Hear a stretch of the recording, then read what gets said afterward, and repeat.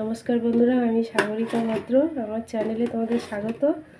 আজকে আমি তোমাদের সাবুদানা দিয়ে একটা দারুণ রেসিপি করে দেখাবো। তার জন্য আমি একটা আলু গ্রেট করে নিয়েছি, একটা গাজর গ্রেট করে নিয়েছি, আর 2 কোয়া রসুন, একটা কাঁচা লঙ্কা, আর ছোটো ছোটো 2টো টমেটো, আর এই একটা পেঁয়াজ, এগুলোও কুচিয়ে নেব। আর এই সাবুদানা নিয়েছি এই পরিমাণ, আগের দিন রাত্রে ভিজিয়ে রেখেছিলাম। সাবুদানাগুলো ভিজে খুব বড় বড় হয়েছে। পুরো ভিডিওটা দেখতে থাকো, আর অবশ্যই ভালো লাগলে আমার চ্যানেলটা সাবস্ক্রাইব করে দিও এবং লাইক কমেন্ট শেয়ার করো। চলো ভিডিওটা দেখতে থাকো, আমি কিভাবে সাবুদানার দারুণ রেসিপিটা হয় তোমাদের দেখাই। অল্প তেলে আমি এই 3টে ডিম ভেজে নেব।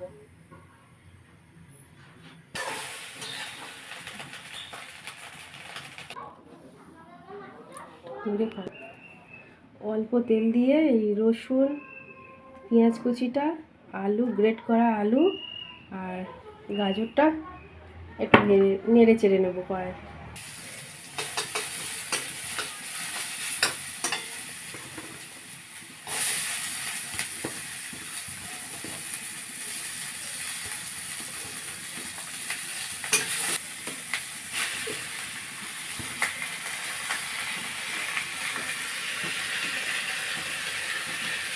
তোমরা মনে করলে বরবটি বা বিনস সেটাও কুচি কুচি করে দিতে পারো।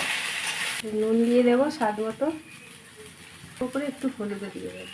প্রায় ভাজা ভাজা হয়ে গেছে, এবার আমি টমেটো কুচিটা দিয়ে দেবো, দিয়ে একটু নেড়ে চেড়ে দেবো। সাবুদানাটা দিয়ে দেবো,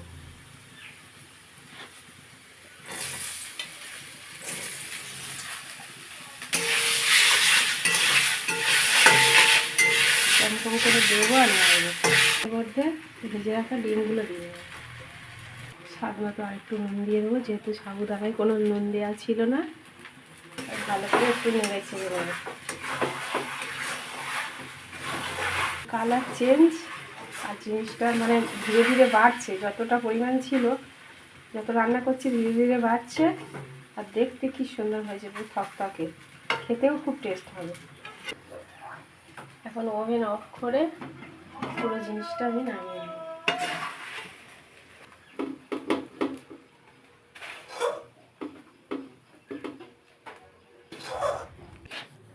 জিনিসটা কত সুন্দর হয়েছে, আর পরিমাণে অনেকটা বেড়ে গেছে। যতটা দিয়েছিলাম তার থেকে অনেকটা বেড়ে, কালার পুরো চেঞ্জ, খুব সুন্দর কালার হয়েছে।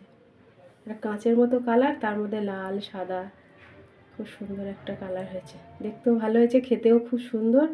পুরো ভিডিওটা দেখার জন্য অনেক ধন্যবাদ। তোমরা এইভাবে এই রেসিপিটা বানিয়ে দেখো, খুব ভালো লাগবে। আর ভালো লাগলে অবশ্যই আমার চ্যানেলটা সাবস্ক্রাইব করে দিও এবং লাইক কমেন্ট শেয়ার করো। Thank you.